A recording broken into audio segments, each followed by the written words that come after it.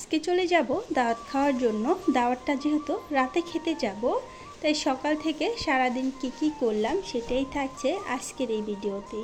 Hello everyone, আসসালামু আলাইকুম। আশা করছি আপনারা সবাই অনেক ভালো আছেন। আলহামদুলিল্লাহ, আল্লাহর রহমতে আমরাও ভালো আছি। আজকে সকালবেলা ঘুম থেকে উঠে নাস্তা খেয়ে নিয়ে চলে যাব মেয়েটার স্কুলে।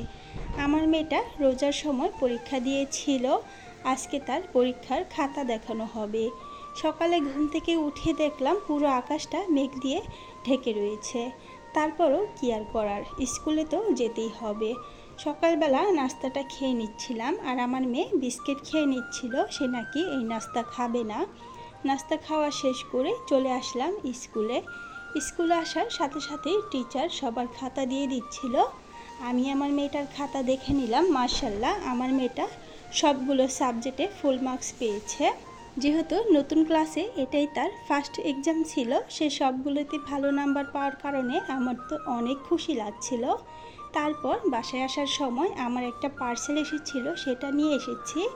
আর রাস্তায় চটপটি দেখেছিলাম, সেটা দেখেই তো আমার খেতে মন চাইলো, তাই আমার জন্য চটপটি নিয়ে এসেছিলাম। তারপর দুপুরে রান্না করে নিয়েছিলাম। আজকে দুপুরে রান্না করেছিলাম ভাত, সাথে ছিল ডিম ভাজা, আলুর ভর্তা, ডাল ভর্তা আর টমেটোর সালাদ। তারপর আমার হাজবেন্ডকে খাবার খেতে দিয়ে দিলাম। এখানে আমি বানাচ্ছিলাম আম ভর্তা। যেহেতু ঘরে কিছু কাঁচা আম ছিল, ভেবেছিলাম এগুলোকে ভর্তা বানিয়ে নিই, খাওয়া হয়ে যাবে। আর টক জাতীয় খাবার একা একা খেতে ভালো লাগে না, তাই আমি এখানে একটু বেশি করে ভর্তাটা বানিয়ে নিয়েছি। পাশের ফ্ল্যাটের ভাবিদেরকে দিয়ে এসেছি, আর কিছুটা ভর্তা আমার জন্য রেখে দিয়েছিলাম। একটু ভর্তা খাওয়ার পরে মনে হলো কিছুটা ভর্তা আমি আমার হাজবেন্ডের জন্য রেখে দিই, সে এসে খাবে।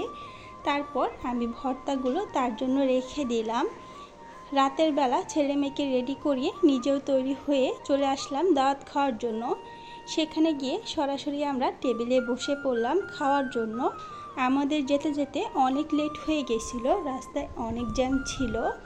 তারপর খাওয়া দাওয়া শেষ করে বাইরে বাতাসে অনেকটা সময় বসে সবাই মিলে গল্প করে নিয়েছি। এখন আমরা বাসায় চলে যাব, যেহেতু অনেকটা রাত হয়ে গেছে। আর কালকে আমার মেয়েটার স্কুল রয়েছে, তাই সেখানে আর দেরি না করে এখন বাসার উদ্দেশ্যে বের হয়ে পড়ব। বাসায় আসার আগে সবার সাথে দেখা করে নিয়েছিলাম। আজকের ভিডিওটা ছিল এই পর্যন্তই। ভিডিওটা কেমন লেগেছে কমেন্ট করে জানিয়ে দেবেন, আর ভিডিওটি ভালো লেগে থাকলে একটি লাইক দিয়ে দেবেন। সবাই ভালো থাকবেন, আমার পরিবারের জন্য দোয়া করবেন। আল্লাহ হাফেজ।